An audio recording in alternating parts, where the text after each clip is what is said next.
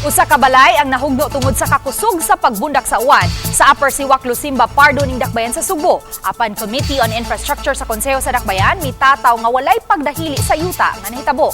Sayra nato ang detalye sa report ni Alan Domingo. Kini ang nahugnong Pinoy-anan sa pamilyang Abarques sa Upper Siwak, Lusimba, Barangay Pardo. Matod sa tagiya nga si Dennis, nibigay ang ilang Pinoy-anan human na agian sa bulog sa tubig nga dinala sa kusog nga uwan. Anaan na himutang ang balay sa Bakilid gidapit. May nalang kay nakabantay ang nagpuyo o nakahimo pa sila sa paggawas sa ilang panimay dihang inanay nga nahugno kini.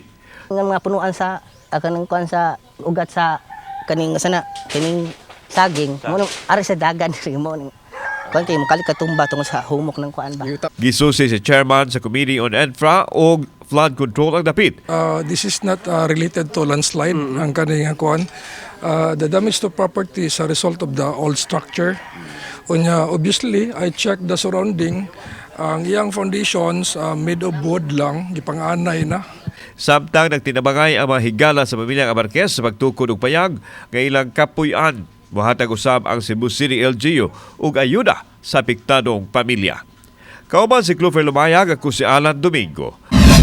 GMA Regional TV Live.